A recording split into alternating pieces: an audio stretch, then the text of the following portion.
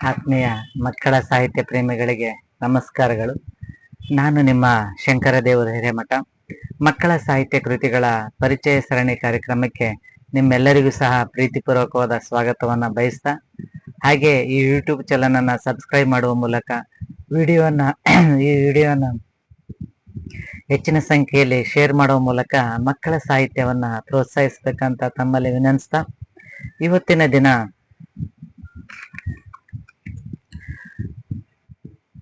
15 July 2026 ಬುಧವಾರದಂದು 119ನೇ ಸಾಹಿತ್ಯ ಕೃತಿಯ ಪರಿಚಯವನ್ನು ಮಾಡಲಿದ್ದೇನೆ. ಎಸ್.ಕೆ. ರಾಮದೇವಮ್ಮ ಅವರು ಅನುವಾದಿಸಿರುವಂತ ಏಷ್ಯಾದ ಆಯ್ದ ಕಥೆಗಳ ಕಥಾ ಸಂಕಲನವನ್ನ ಪರಿಚಯವನ್ನ ನಿಮ್ಗೋಸ್ಕರ ಮಾಡ್ತಾ ಇದ್ದೇನೆ. ಏಷ್ಯಾದ ಆಯ್ದ ಕಥೆಗಳು ಯುನೆಸ್ಕೋ ಏಷ್ಯಾ ಸಾಂಸ್ಕೃತಿಕ ಕೇಂದ್ರ ಟೋಕಿಯೋದ ಪ್ರಾಯೋಜಕತ್ವದಲ್ಲಿ national book trust of India ಪ್ರಕಾಶನದ ಮೂಲಕ ಪ್ರಕಟವಾಗಿರುವಂತಹ ಈ ಕೃತಿ ಅನುವಾದವನ್ನ ಮಾಡಿರುವಂತವರು ಎಸ್.ಕೆ. ರಾಮದೇವಮ್ಮ ಅವರು. 14 ದೇಶಗಳ, ಏಷ್ಯಾ ಖಂಡದ 14 ದೇಶಗಳ ಒಂದೊಂದು ಕಥೆಗಳನ್ನ, ಆಯ್ದ 14 ದೇಶಗಳ 14 ಕಥೆಗಳನ್ನ ತೆಗೆದುಕೊಂಡು ಕನ್ನಡ ಭಾಷೆಗೆ ಅನುವಾದಿಸಿದ್ದಾರೆ ಎಸ್.ಕೆ. ರಾಮದೇವಮ್ಮ ಅವರು. ಯುನೆಸ್ಕೋನ ಏಷ್ಯಾದ ಸಾಂಸ್ಕೃತಿಕ ಕೇಂದ್ರದ ಸಹಯೋಜನೆಯೊಂದಿಗೆ ಪ್ರಕಟವಾಗಿರುವಂತಹ ಈ ಕೃತಿ 1995ರಲ್ಲಿ ಮೊದಲ ಪ್ರಕಟಣೆಯಾಗಿದೆ. ನಂತರ 3ನೇ ಮುದ್ರಣ 2020ರಲ್ಲಿ ಆಗಿದೆ.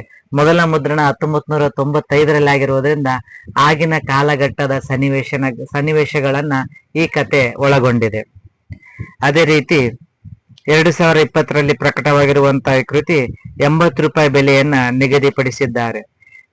ಯುನೆಸ್ಕೋದವರು ಪ್ರಕಟಿಸಿರುವಂತಹ ಕೃತಿಯಲ್ಲಿ, ಸಹಯೋಗದಲ್ಲಿ ಆಗಿರುವಂತಹ ಕೃತಿಯಲ್ಲಿ ವಿವಿಧ ದೇಶಗಳ ಯುನೆಸ್ಕೋ ಸಲಹಾ ಸಮಿತಿಯವರ ಸಲಹೆ ಮೇರೆಗೆ ವಿವಿಧ ದೇಶಗಳಿಂದ ಆಯ್ದುಕೊಂಡ ಕಥೆಗಳನ್ನ ಕನ್ನಡ ಭಾಷೆಗೆ ಅನುವಾದಿಸುವಂತ ಕೆಲಸವನ್ನ ಮಾಡಿದ್ದಾರೆ. Afghanistan, Burma, Bharat, Indonesia, Iran, Japan, Korea, Malaysia, Nepal, Pakistan, Philippines, Singapore, Sri Lanka, Thailand 14 ದೇಶಗಳ 14 ಕಥೆಗಳನ್ನ ಈ ಕಥಾ ಸಂಕಲನ ಒಳಗೊಂಡಿದೆ. ಏಷ್ಯಾದ ಆಯ್ದ ಕಥೆಗಳು ಕಥಾ ಸಂಕಲನ ಮಕ್ಕಳಿಗಾಗಿನೇ ಇರುವಂತಹ ಕಥೆಗಳನ್ನ, ಹಾಗೆ ಇಲ್ಲಿನ ಕಥಾ ವಸ್ತುಗಳು ಸಹ ಮಕ್ಕಳೇ ಆಗಿದ್ದಾರೆ. ಮಕ್ಕಳ ಸುತ್ತ ನಡೆಯುವಂತ ಕಥೆಗಳು ಅಂದ್ರೆ 14 ಬೇರೆ ಬೇರೆ ದೇಶಗಳಲ್ಲಿ ಬರೆದಿರುವಂತ ಸಾಹಿತಿಗಳು ಬರೆದಿರುವಂತ ಕಥೆಗಳನ್ನ ಇದರೊಳಗೆ ಕನ್ನಡ ಭಾಷೆಗೆ ಅನುವಾದಿಸಿದ್ದಾರೆ. ಅದೇ ರೀತಿ ಇವತ್ತು ಇದರಲ್ಲಿ ಆಯ್ದ ಕಥೆಗಳನ್ನ ನಾವು ನೋಡೋಣ. ಅಫಘಾನಿಸ್ತಾನದ ಹೈಜಮ್ ರೈವಾದ್ ಜರಬ್ ಅವರು ಅಫಘಾನಿಸ್ತಾನದ ಲೇಖಕರಲ್ಲಿ ತುಂಬಾ ಪ್ರಸಿದ್ಧರಾದಂತ ಇವರು ವಾರ್ತಾ ಮತ್ತು ಸಂಸ್ಕೃತಿ ಸಚಿವಾಲಯದ ಸಂಸ್ಕೃತಿ ಇಲಾಖೆಯ ಅಧ್ಯಕ್ಷರು ಆಗಿದ್ದರು. ಅಜೀಂ ಗೋರ್ ಬಂದಿ ಒಬ್ಬ ಪ್ರಸಿದ್ಧ ಚಿತ್ರಕಾರ, ಅವರ ಕಥೆಗಳಿಗೆ ಚಿತ್ರವನ್ನ ಬಿಡಿಸಿರುವಂತದ್ದು. ಹಾಗೆ ಭಾರತ ದೇಶದ ಒಲ್ಲಿ ಕಣ್ಣನ್ ಅನ್ನುವಂತ ಒಬ್ಬ ಹವ್ಯಾಸಿ ಬರಹಗಾರ್ತಿ, ಅವರು ರಷ್ಯನ್ ಸಾಹಿತ್ಯವನ್ನ ತಮಿಳಿಗೆ ಅನುವಾದಿಸಿದ್ದಾರೆ. ಆರ್.ಕೆ. ಲಕ್ಷ್ಮಣ್ ಅವರು ರಾಜಕೀಯ ವ್ಯಂಗ್ಯ ಚಿತ್ರಕಾರರು. ಟೈಮ್ಸ್ ಆಫ್ ಇಂಡಿಯಾದಲ್ಲಿ 30 ವರ್ಷಗಳ ಕಾಲ ಪ್ರಕಟವಾಗಿರುವಂತ ಆರ್.ಕೆ. ಲಕ್ಷ್ಮಣ್ ಅವರ ಚಿತ್ರಗಳನ್ನ ಇದರೊಳಗ ಕಥೆಯಲ್ಲಿ ಬಳಸಿಕೊಂಡಿದ್ದಾರೆ. ಹಾಗೆಯೇ ಶ್ರೀಲಂಕಾದ ಸಿಬಿಲ್ ವೆಂಕಟೇಸಿಂಗೆ ಅವರು ಒಬ್ಬ ಪತ್ರಕರ್ತರು ಮತ್ತು ಪ್ರಶಸ್ತಿ ವಿಜೇತ ಮಕ್ಕಳ ಕಥೆಗಾರರು. ಬಾಟಿಕ್ ಕಲೆಯಲ್ಲಿ ಪರಿಣಿತರು. ಸೋಮಾ ಸೇರಿ ತಮ್ಮ ಕಲಾಕೃತಿಗಳನ್ನು ಅನೇಕ ಸಾಲ ಪ್ರದರ್ಶಿಸಿದ್ದಾರೆ. ಅವರ ಒಂದು ಇದನ್ನ ನಾವು ಇದರೊಳಗೆ ಒಳಗೊಂಡಿದ್ದೇವೆ. ಇವತ್ತು ನಾವು ಇದರೊಳಗೆ ಆಯ್ದ 3 ಕಥೆಗಳನ್ನ ಹೇಳುವಂತ ಪ್ರಯತ್ನ ಮಾಡ್ತೇನೆ. ಗಿಡುಗ ಮತ್ತು ಅರಬ್. ಅಫಘಾನಿಸ್ತಾನದ ಹೈಜಮ್ ರೈವಾದ್ ಜರಬ್ ಅವರು ಬರೆದಿರುವಂತ ಗಿಡ ಮತ್ತು ಮರ ಅನ್ನುವಂತ ಒಂದು ಕತೆ. ಗಿಡುಗ ಮತ್ತು ಮರ ಅನ್ನುವಂತ ಒಂದು ಕಥೆಯಲ್ಲಿ ಬಹಳ ವರ್ಷಗಳ ಹಿಂದೆ, ಇದು 1995ರಲ್ಲಿ ಪ್ರಕಟವಾಗಿರುವಂತ ಕೃತಿ. ಹಾಗಾಗಿ ಅದಕ್ಕಿಂತ ಪೂರ್ವದಲ್ಲಿ ಬರೆದಿರುವಂತ ಲೇಖಕರ ಕಥೆಗಳನ್ನು ಇಲ್ಲಿ ಆಯ್ದುಕೊಂಡಿರುವುದರಿಂದ ಇಲ್ಲಿ ಬರುವಂತ ಸನ್ನಿವೇಶಗಳು ಸಹ ಆ ಕಾಲಘಟ್ಟದಲ್ಲಿ ನಡೆಯುವಂತ ಸನ್ನಿವೇಶಗಳನ್ನ ಇಲ್ಲಿ ದಾಖಲಿಸಿದ್ದಾರೆ. ಒಂದು ಒಣಕಳವು ಆಗಿರುವಂತ ಪ್ರದೇಶದಲ್ಲಿ ಒಂದು ಟೀ ಅಂಗಡಿ ಇರುತ್ತ. ಆ ಟೀ ಅಂಗಡಿ ಮೂಚಿಯ ಟೀ ಅಂಗಡಿ ಆಗಿರುತ್ತ. ಆ ಟೀ ಅಂಗಡಿಯಲ್ಲಿ ಯಾವಾಗ್ಲೂ ಇಬ್ಬರು ಖಾಲಿ ಕುಳಿತುಕೊಂಡಿರ್ತಾರೆ. ಅಲ್ಟೆ ಹೊಡೆಯುವಂಥದ್ದು, ಯಾವುದೇ ಕೆಲಸಕ್ಕೆ ಹೋಗದೆ ಅದೇ ಟೀ ಅಂಗಡಿಯಲ್ಲಿ ಅರಟೆ ಹೊಡೆಯುತ್ತಾ ಕುಳಿಯುವಂತ ಮೂಚೆ ಆ ಟೀ ಅಂಗಡಿಯಲ್ಲಿ ಇಬ್ರು ಜನ ಯಾವಾಗ್ಲೂ ಖಾಲಿ ಕುಣಿತಿರ್ತಾರೆ. ಅವ್ರು ಯಾವಾಗ್ಲೂ ಗಮನಿಸ್ತಿರ್ತಾನೆ ಈ ಲೇಖಕ ಹೋಗತ್ನಾಗ. ಆದ್ರೂ ಸಹ ಅವ್ರು ಯಾವಾಗ್ಲೂ ಅವನ ಅಂಗಡಿಯಾಗೆ ಕುಂತು ಸುದ್ದಿ ಹೇಳ್ತಿರ್ತಾರೆ. ಯಾವ ರೀತಿ ಆಗಿರ್ತಾರೆ ಅಂದ್ರೆ ಅವ್ರ ಅಂಗಡಿಯ ಅವಿಭಾಜ್ಯ ಅಂಗ ಈ ಇಬ್ರು ನಿರುದ್ಯೋಗ ಯುವಕರಾಗಿರ್ತಾರೆ. ಏನು ಕೆಲಸ ಮಾಡ್ತಿರಲ್ಲ, ಕುಂತು ಸುದ್ದಿ ಹೇಳ್ತಿರ್ತಾರೆ ಹೋಟ್ಲಲ್ಲಿ. ಅಂತ ಒಂದು ಸಲ ಹೋಗಂತ ಸಂದರ್ಭದಲ್ಲಿ ಮೂಚಿ ಯಾಕೋ ಸಪ್ಪಗೆ ತಲೆ ಬಗ್ಸಿನ್ ಕುಂತಿರ್ತಾನೆ. ಮೂಚಿ ತಲೆ ಬಗ್ಸಿನ್ ಕುಂತಾನ ಅಂತೇಳಿ ಅವರಿಬ್ರು ಸಹ ಬೇಜಾರಾಗಿ ಕುಂತಿರ್ತಾರ.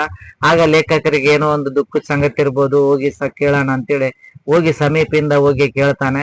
ಕೇಳಿದಾಗ ಅವನು ಹೇಳ್ತಾನೆ, ಇಲ್ಲ ನಾನು ಸಾಕಿರುವಂತ ಒಂದು ಗಿಡಗ ತಪ್ಸ್ಕೊಂಡ್ಬಿಟ್ಟಿದೆ ಅಂತ ಹೇಳ್ತಾನೆ. ಗಿಡಗ ತಪ್ಸ್ಕೊಂಡ್ ಹೋದಕ್ಕೆ ಇವನ್ ಲೇಖಕರಿಗೆ ಖುಷಿ ಆಗುತ್ತೆ. ಓ, ಗಿಡಗ ಇವನ್ ಪಂಜರದಿಂದ ತಪ್ಸ್ಕೊಂಡ್ ಹೋಯ್ತಲ್ಲ ಬಿಡು ಅಂತೇಳಿ. ಆದ್ರೆ ಅವನು ಹೇಳ್ತಾನ, ಗಿಡಗ ನಾನು ದಿನಾಲಿ ಒಂದೊಂದು ಗುಬ್ಬಿ ಮರಿಯನ್ನ ತಂದು ಅದಕ್ಕೆ ಕೊಡ್ತಿದ್ದೆ. ಗುಬ್ಬಿ ಮರಿಯನ್ನ, ಜೀವಂತ ಗುಬ್ಬಿ ಮರಿಯನ್ನ ಹಿಡ್ಕೊಂಬಂದು ಕೊಡ್ತಿದ್ದೆ. ಆದ್ರೂ ತಿಂದು ಆರಾಮಿರೋದ್ ಬಿಟ್ಟು ನನ್ನ ಪಂಜರದಿಂದ ತಪ್ಸ್ಕೊಂಡು ಹೋಗಿದೆ ಗಿಡಗ ಅಂತ ಅಂದಾಗ ಅವನು ಪಶ್ಚಾತ್ತಾಪದ ಮಾತುಗಳನ್ನ ಲೇಖಕ ಕೇಳ್ತಾನೆ.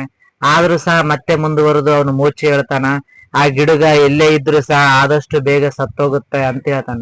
ಇವನಿಗೆ ಆಶ್ಚರ್ಯ ಆಗತ್ತ. ಗಿಡಗ ನಿನ್ನಿಂದ ತಪ್ಸ್ಕೊಂಡ್ ಹೋಗ್ಯದಲ್ಲ, ಮತ್ತೆ ಹೆಂಗ್ ಸಾಯ್ತೈತೆ ಅನ್ನೋ ಅಂತ ಒಂದು ಪ್ರಶ್ನೆ ಇವನ್ ಕೇಳ್ತಾನ. ಇಲ್ಲ, ಗಿಡಗನ ಕಾಲಿಗೆ ಒಂದು ಉದ್ದವಾದ ದಾರವನ್ನ ಕಟ್ಟಿದ್ದೆ. ಆ ದಾರ ಅದು ಬಿಡಿಸ್ಕೊಳಕ್ ಆಗಿಲ್ಲ. ಆ ದಾರವನ್ನ ಹಂಗೆ ಜೊತೆಗೆ ಹೋಗಿದೆ. ಹಾಗಾಗಿ ಮುಂದೆ ಯಾವ್ದಾರು ಗಿಡದಲ್ಲಿ ಕುಂತ್ಕೊಂಡ್ರೆ ಆ ದಾರ ಆ ಗಿಡದ ಟೊಂಗೆಗೆ ಸಿಗೆ ಬಿದ್ದು ಆ ಬಿಡಿಸ್ಕೊಳಕ್ ಆಗೋದಿಲ್ಲ. ಆ ಗಿಡಗನು ಸಹ ಕಟ್ ಮಾಡಲಾರ್ದಷ್ಟು ಬಲಿಷ್ಠವಾಗಿದೆ ಆ ದಾರ. ಹಾಗಾಗಿ ಅದು ಅಲ್ಲೇ ಬಿದ್ದು ಸತ್ತೋಗುತ್ತೆ ಗಿಡಗ ಅಂತೇಳಿ ಬಹಳ ಖುಷಿಯಿಂದ ಹೇಳ್ತಾನೆ. ಅಂದ್ರೆ ಅವನ ಮನಸ್ಥಿತಿ ಹೇಗಿರುತ್ತಂದ್ರೆ, ನನ್ನಿಂದ ತಪ್ಸ್ಕೊಂಡ್ ಹೋಗಿರುವಂತ ಗಿಡಗ ಅದು ಬಹಳ ದಿನ ಬದುಕೋದಿಲ್ಲ, ಅದು ಸಾಹಿತ್ಯ ಅನ್ನುವಂತ ಮಾತನ್ನ ಹೇಳ್ತಾನೆ. ಅವಾಗ ಅವನು ಇಬ್ರು ಮೈಗಳ್ರು ಸೋಮಾರಿ ಜನ ಕುಂತಿದ್ರೇನು ಅವನ ಮಾತಿಗೆ, ಮೂಚೆಯ ಮಾತಿಗೆ ಅವರು ಸಹ ದನಿಗೂಡಿಸ್ತಾರೆ. ಇಲ್ಲೇ ಪಂಜರದಲ್ಲಿ ಆರಾಮ್ ಇಡೋದು ಬಿಟ್ಟು ತಪ್ಸ್ಕೊಂಡ್ ಹೋಗಿರುವಂತ ಗಿಡಗ ಸಾಯದೇ ಸರಿ ಅನ್ನೋಂತ ಮಾತನ್ನ ಹೇಳ್ತಾರೆ. ಲೇಖಕನು ಸಹ ಬಹಳ ಬೇಜಾರಿಂದ ಅವನು ಹೋಗ್ತಾನೆ. ಮನೆಯಲ್ಲಿ ರಾತ್ರಿ ಹೋದಾಗ ಅವನ ಮನಸ್ಸಿಗೆ ಸಮಾಧಾನ ಆಗಲ್ಲ, ತಳಮಳ ಇರುತ್ತೆ.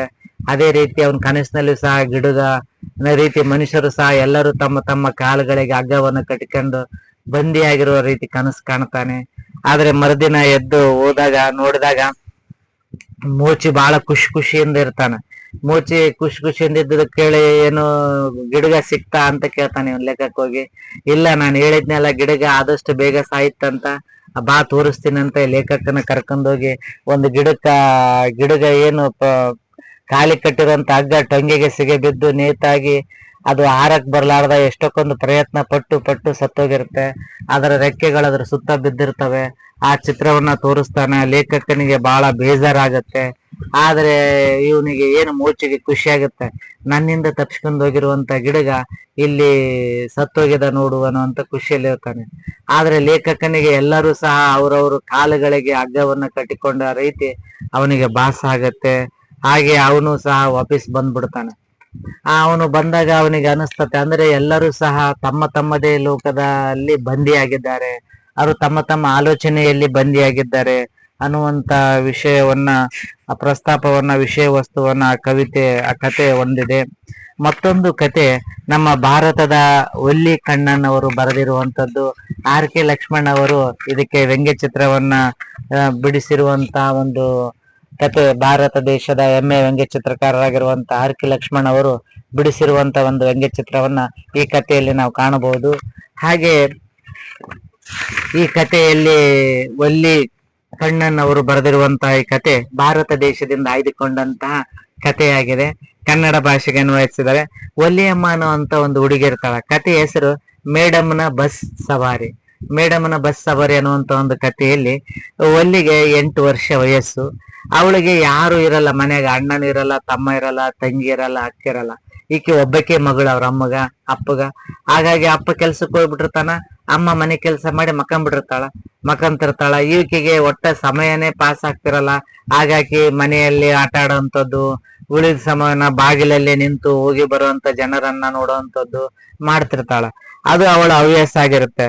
ಹಾಗೆ ಪಕ್ಕದ ಉದ್ಯಾನದಲ್ಲಿ ಆಟ ಆಡಕ್ ಹೋಗುವಂಥದ್ದು, ಪಾರ್ಕ್ನಾಗ ಆಟ ಆಡಿದ ನಂತರ ಬರುವಂಥದ್ದು, ಪಕ್ಕದ ಮನೆಗಿರೋ ಆಂಟಿಯರ್ನ ಮಾತಾಡ್ಸೋದು, ಹಾಗೆ ಎಲ್ಲರ ಮನೆಗೆ ಅಡ್ಡಾಡಿ ಮಾತಾಡಿ ಬರ್ತಿರ್ತಾಳ. ಈಕೆ ಸಮಯನೇ ಹೋಗ್ತಾ ಇರೋದಿಲ್ಲ ಅಂತ ಒಲ್ಲಿ ಸುಂದರವಾಗಿರುವಂತ ಒಲ್ಲಿ ಬುದ್ಧಿವಂತ ವಿದ್ಯಾರ್ಥಿ ಒಲ್ಲಿ ಬಾಕ್ಲಿಗೆ ನಿಂತು ನೋಡ್ತಾ ಇರ್ತಾಳೆ ಯಾವಾಗಲೂ ಒಲ್ಲಿ. ಇದು ಅವಳ ಒಂದು ದಿನಚರಿ ಆಗ್ಬಿಡ್ತಿರ್ತತೆ.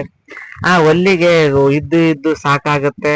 ಆದ್ರೆ ನಾವು ಬಸ್ ಹೋಗ್ತಿರುತ್ತೆ ಅವ್ರ ಮನೆ ಮುಂದೆ 2 ತಾಸಿಗೊಮ್ಮೆ ಬಸ್ ಪಟ್ಟಣದಿಂದ ಬಂದು ಮರಳಿ ಹೋಗ್ತಿರುವಂತ ಬಸ್ಸಿನ ಒಂದು ದಿನಚರಿ ಆಕೆ ಗೊತ್ತಿರುತ್ತೆ. ಆಕಿ ಬಹಳ ದಿವಸದಿಂದ ಬಸ್ಸನ್ನ ನೋಡ್ತಾಳ. ಆಕೆಗೆ ಬಹಳ ದಿವಸ ನೋಡಿದ್ಮೇಲೆ ಆಕೆಗೆ ಮನಸ್ಸಿಗೆ ಒಂದು ಆಲೋಚನೆ ಬರುತ್ತ, ನಾನು ಸಹ ಬಸ್ಸಿನಾಗೆ ಹೋಗಿ ಬರ್ಬೇಕು ಅನ್ನುವಂಥದ್ದು ಆಲೋಚನೆ ಬರುತ್ತ. ಆಗ ಆಕೆ ಕುಂತಾಗ ಹೋಗಂತಾಗ ಪಟ್ಟಣಕ್ಕೆ ಹೋಗುವಂತ ಬಸ್ ಚಾರ್ಜ್ 32 ಪೈಸೆ ಅನ್ನೋಂಥದ್ದು ಗೊತ್ತಾಗತ್ತೆ.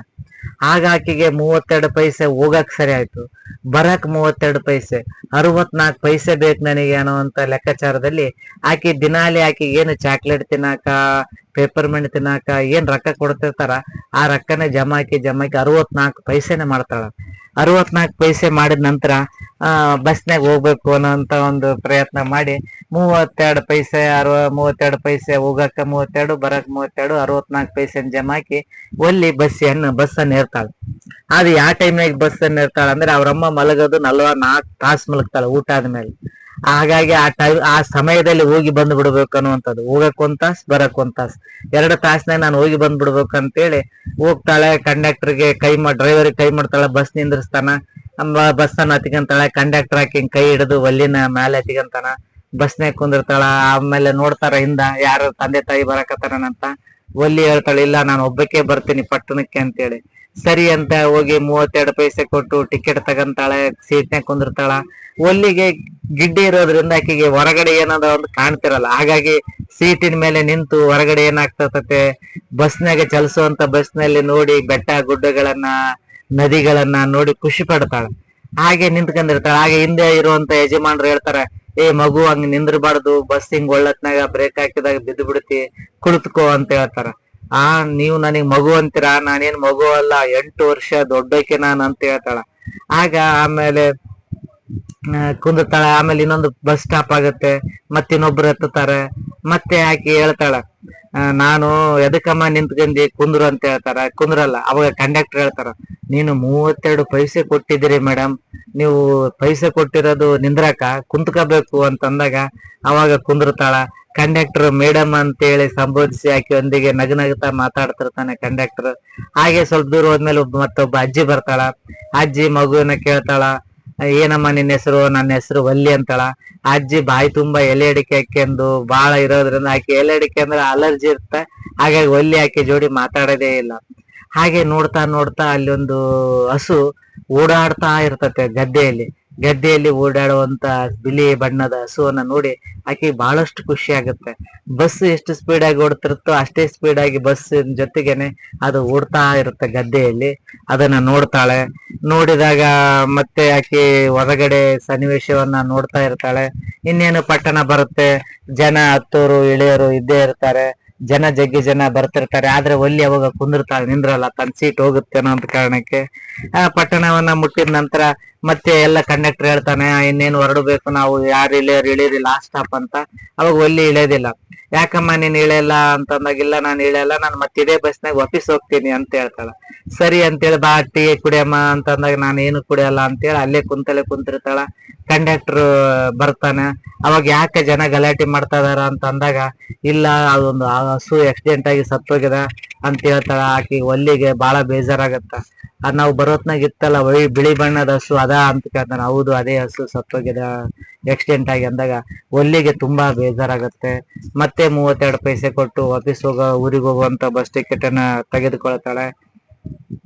ಮಗ ಬಸ್ನಾಗ ಬರ್ಬೇಕಾದ್ರೆ ಎಷ್ಟು ಸುಂದರವಾದ ಸನ್ನಿವೇಶ ಇತ್ತು. ಆದ್ರೂ ಸಹ ಆಕೆಗೆ ಅಪಘಾತದಲ್ಲಿ ಸತ್ತಂತ ಆಕಳನೇ ಆಕೆಗೆ ಮುಂದೆ ಕಣ್ಮುಂದೆ ಬರ್ತಿರುತ್ತೆ. ನಂತರ ಬಸ್ ಸ್ಟಾಪ್ ಬಂದಾಗ, ಮೇಡಮ್ ನಿಮ್ ಬಸ್ ಸ್ಟಾಪ್ ಬಂತು ಅಂದಾಗ ಇಳಿಸ್ತಾನೆ ಕಂಡಕ್ಟರ್. ಮತ್ತೆ ನೀವು ಮುಂದೆ ಬರ್ಬೇಕಾದ್ರೆ, ಇನ್ನೊಂದ್ಸಲ ಬರ್ಬೇಕಾದ್ರೆ ಬನ್ನಿ ಮೇಡಮ್ ಅಂತೇಳಿ ಕಳಿಸ್ತಾನ. ಒಲ್ಲಿ ಅವಾಗ ಹೊರ ಪ್ರಪಂಚದಲ್ಲಿ ತಾನೇನೆಲ್ಲ ನೋಡ್ಬೇಕು ಅನ್ಕೊಂಡಿದ್ಲು, ಅದನ್ನೆಲ್ಲ ನೋಡೋದಕ್ಕೆ ಒಂದು ಕಡೆ ಸಂತೋಷ ಇರುತ್ತೆ, ಮತ್ತೊಂದು ಕಡೆ ಆ ಹಸು ಸತ್ತಿದ್ದಕ್ಕಾಗಿ ಆಕೆ ಬೇಜಾರಾಗ್ತಾಳೆ. ಅಲ್ಲಿಗೆ ಈ ಕತೆ ಮುಗಿತ್ತೆ. ಇನ್ನು ಶ್ರೀಲಂಕಾದ ಒಬ್ಬ ಸಾಹಿತಿ ಸಿಬಿಲ್ ವೇಟಾ ಸಿಂಘೆ ಅವರು ಬರೆದಂತಹ ಮನೆಯಷ್ಟು ದೊಡ್ಡ ಲಾಂಧ್ರ ಅನ್ನುವಂತ ಒಂದು ಕಥೆಯನ್ನ ನಾವು ನೋಡ್ಬೋದು. ಇಲ್ಲಿ ಮೇ ತಿಂಗಳಿನಲ್ಲಿ ಶ್ರೀಲಂಕಾದಲ್ಲಿ ಪೂರ್ಣಚಂದ್ರ ವಿಶೇಷವಾಗಿ ಕಾಂತಿ ತೇಜಸ್ನಿಂದ ಪ್ರಕಾಶಿಸುವಂತ ವೈಶಾಖ ಉತ್ಸವದಾಗ ಭಗವಾನ್ ಬುದ್ಧನ ಗೌರವ ಸ್ಮಾರಕವಾಗಿ ಜನ ವೇಸಕ್ ಉತ್ಸವವನ್ನು ಆಚರಿಸ್ತಾರ. ವೇಸಕ್ ಉತ್ಸವ ಅಂದ್ರೆ ಸುಂದರವಾದ ಒಂದು ನಾವು ದೀಪಾವಳಿಗೆ ಆಕಾಶ ಪುಟ್ಟಿಯನ್ನ ಕಟ್ತೀವಿ ಅಂತ ಆಕಾಶ ಪುಟ್ಟಿಯನ್ನ ಕಟ್ಟಿ 3 ದಿನಗಳ ಹಬ್ಬದಲ್ಲಿ ಒಂದು ದಿನ ದೇವರಿಗೆ ಊದಿನ ಕಡ್ಡಿಯನ್ನ ಬೆಳಗಿ ಹಾಗೆ ಉಪವಾಸವನ್ನ ಇದ್ದು ಧ್ಯಾನವನ್ನ ಇದ್ದು ದೇವರ ದೇವಸ್ಥಾನಕ್ಕೆ ಹೋಗಿ ಅಲ್ಲಿ ನಮಸ್ಕಾರ ಮಾಡಿ ಬಂದು ಹಾಗೂ ವೇಸಕ್ ಉತ್ಸವವನ್ನು ಆಚರಿಸುವಂತದ್ದು. ಬಿದಿರಿನಿಂದ ಮಾಡಿದಂತ ಗಾಳಿಪಟ ರೀತಿ ಅವನ್ನ ಕಟ್ಟಿ ಆಕಾಶ ಪುಟ್ಟಿಗಳ ರೀತಿ ಅವನ್ನ ಕಟ್ಟಿ ಇರುವಂತದ್ದು. ಇಲ್ಲಿ ಪತಿ ಅನ್ನುವಂತ ಒಂದು ಪುಟ್ಟ ಮಗು ಇರುತ್ತೆ. ಆ ಮಗುಗೂ ಸಹ ಅವನಿಗೆ 10 ವರ್ಷದ ಪತಿಯಾಗೆ ಒಂದು ಎಲ್ಲಾರ್ಕಿಂತ ದೊಡ್ಡದು ಮಾಡ್ಬೇಕು ನಾನು ಆಕಾಶ ಪುಟ್ಟಿ ಅನ್ನುವಂಥದ್ದು ಅವನಿಗೆ ಬರುತ್ತೆ. ಹಾಗಾಗಿ ಅವನು ಬಹಳಷ್ಟು ದೊಡ್ಡ ಆಕಾಶ ಪುಟ್ಟಿಯನ್ನ ಮಾಡುವಂತ ಪ್ರಯತ್ನವನ್ನ ಮಾಡ್ತಾನೆ ಹೊಲದಲ್ಲಿ. ಆದ್ರೆ ಬಡವ ಇರ್ತಾನೆ ಇವನ ಅಜ್ಜಿ ಇಬ್ಬರೇ ವಾಸ ಮಾಡ್ತಿರ್ತಾರ. ಅಜ್ಜಿಗೆ ವಯಸ್ಸಾಗಿರುತ್ತೆ. ಅವ್ರ ಏನು ಕಡಿಮೆ ಹೊಲದಲ್ಲಿ ಬೆಳೆದಿರುವಂತ ತರಕಾರಿಗಳನ್ನ ಮಾರಿ ಬಂದಂತ ದುಡ್ಡಿನಿಂದ ಇವರು ಜೀವನ ಸಾಗಿಸ್ತಾ ಇರ್ತಾರೆ. ಆ ಪತಿಯಾಗೆ ವೇಸಕ್ ಹಬ್ಬ ಬರೋದ್ರೊಳಗೆ ಉತ್ಸವ ಬರೋದ್ರೊಳಗೆ ದೊಡ್ಡ ಒಂದು ಆಕಾಶ ಪುಟ್ಟಿ ಮಾಡ್ಬೇಕಂತೇಳಿ ಬಿದಿರವನ್ನ ತೆಗೆದುಕೊಂಡು ಕಟ್ತಾನೆ. ಆದ್ರೆ ಅದ್ರ ಸುತ್ತ ಹಾಕಂತ ಆಳೆಗಳು ಅವ್ರ ಮನೆಯಲ್ಲಿ ಇರಲ್ಲ. ಅವಾಗ ಅವನು ಬಹಳ ಬೇಜಾರಾಗಿ ಅಳ್ತಾನೆ. ಅಜ್ಜಿ ಮುಂದೆ ಬರ್ತಾನೆ, ನೋಡಜ್ಜಿ ನಾನು ಎಷ್ಟು ಪ್ರಯತ್ನ ಪಟ್ಟೆ ಆದ್ರೂ ಸಹ ಆಗ್ಲಿಲ್ಲ. ವೇಸಕ್ ಉತ್ಸವ ಬಹಳ ಸಮೀಪ ಇದೆ, ಅಷ್ಟ್ರೊಳಗೆ ನಾನು ಆಕಾಶ ಪುಟ್ಟಿಯನ್ನು ಕಟ್ಟಕ್ ಆಗೋದಿಲ್ಲ ಅಂತ ಬೇಜಾರಾಗಿ ಕಣ್ಣೀರ್ ಹಾಕಿದಾಗ ಅಜ್ಜಿ ಸಮಾಧಾನ ಮಾಡ್ತಾಳ. ಇಲ್ಲ ಮಗು, ಸಾಧ್ಯ ಐತೆ. ಯಾಕಂದ್ರೆ ನಮ್ ತೋಟದಾಗ ಬೆಳೆದಿರುವಂತ ಗಡ್ಡೆ ಗೆಣಸುಗಳದಾವಲ್ಲ, ನಾಳೆ ದಿನ ಮಾರುಕಟ್ಟೆಗೆ ಹೋಗಿ ಮಾರಾಟ ಮಾಡಿ ನಿನಗೆ ಏನೇನ್ ಬೇಕು ಎಲ್ಲ ಸಾಮಗ್ರಿಗಳನ್ನ ತೆಗೆದುಕೊಂಡು ಬಂದು ಮಾಡೋಣ ಅಂತಂದಾಗ ಅವನ್ ಮತ್ತೆ ಖುಷಿಯಿಂದ ಲವಲವಿಕೆಯಿಂದ ಬೇಗ ಎದ್ದು ಬೆಳಗ್ಗೆ ಆ ಗಡ್ಡೆ ಗೆಣಸುಗಳನ್ನೆಲ್ಲ ತೆಗೆದು ತೊಳೆದು ಮಾರುಕಟ್ಟೆಗೆ ಹೋಗಿ ಮಾರಾಟ ಮಾಡಿ ಬಂದಂತ ದುಡ್ಡಿನಲ್ಲಿ ಅವಶ್ಯಕವಾದಂತ ಮನೆ ಸಾಮಗ್ರಿಗಳನ್ನ ತೆಗೆದುಕೊಂಡು ಹಾಗೆ ಆಕಾಶ ಪುಟ್ಟಿಗೆ ಬೇಕಾದಂತ ಸಾಮಾನುಗಳನ್ನ ತೆಗೆದುಕೊಂಡು ಬಂದು ಮತ್ತೆ ಕಟ್ಟಕ್ ಸ್ಟಾರ್ಟ್ ಮಾಡ್ತಾರೆ. ಆ ಆಕಾಶ ಪುಟ್ಟಿ ಮಾಡಿದಾಗ ಅವ್ನು ಬಹಳ ದೊಡ್ಡದು ಮಾಡ್ತಾನೆ. ಆದ್ರೆ ಆ ಒಳಗಿಂದ ಅಷ್ಟ್ ಎತ್ತರ ಇರೋದಿಲ್ಲ. ಅವಾಗ ಅಜ್ಜಿ ಅವನಿಗೆ ಆಕೆಗೆ ಕಟ್ ಮಾಡಕ್ ಬರ್ತಿರಲ್ಲ, ಇವನಿಗೆ ಕಟ್ ಮಾಡೋದು ಅಕಸ್ಮಾತ್ ತಪ್ಪು ಕಟ್ ಮಾಡಿಬಿಟ್ರೆ ಮತ್ತೆ ಆಳಿ ತರಕ್ಕೆ ಒಂತಲ್ಲಿ ರೊಕ್ಕ ಇರೋದಿಲ್ಲ. ಹಾಗಾಗಿ ಅಜ್ಜಿ ಹೆಲ್ಪ್ ಮಾಡ್ತಾಳೆ ಇವನಿಗೆ. ಅಜ್ಜಿಗೂ ಸಹ ಮನೆ ಕೆಲಸ ಬಹಳಷ್ಟು ಇರ್ತಾವ. ಮನೆ ಕೆಲಸದಲ್ಲಿ ಇವನು ಪತಿಯ ಹೆಲ್ಪ್ ಮಾಡ್ತಾನೆ. ಅಜ್ಜಿ ಬಂದು ಆಕಾಶ ಪುಟ್ಟಿ ಮಾಡಕ್ ಹೆಲ್ಪ್ ಮಾಡ್ತಾಳೆ.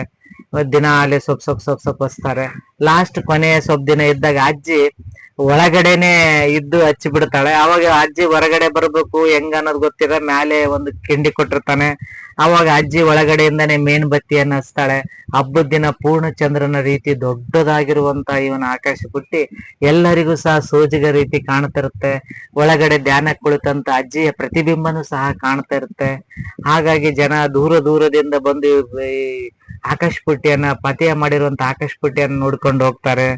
ಹಾಗೆ ಸ್ವಲ್ಪ ಸಂತೋಷವನ್ನು ತ್ಯಾಗ ಮಾಡುವುದರಿಂದ ಇನ್ನೊಬ್ಬರಿಗೆ ತುಂಬಾ ಸಂತೋಷ ಸಿಗುವಂತಿದ್ದರೆ ತನ್ನ ಸಣ್ಣ ಸಂತೋಷವನ್ನು ದೊಡ್ಡದಕ್ಕಾಗಿ ತ್ಯಾಗ ಮಾಡಬೇಕು ಅಂತೇಳಿ ಭಗವಾನ್ ಬುದ್ಧ ಹೇಳಿರುವಂತ ಮಾತನ್ನ ಅಜ್ಜಿ ಹೇಳ್ತಾಳೆ.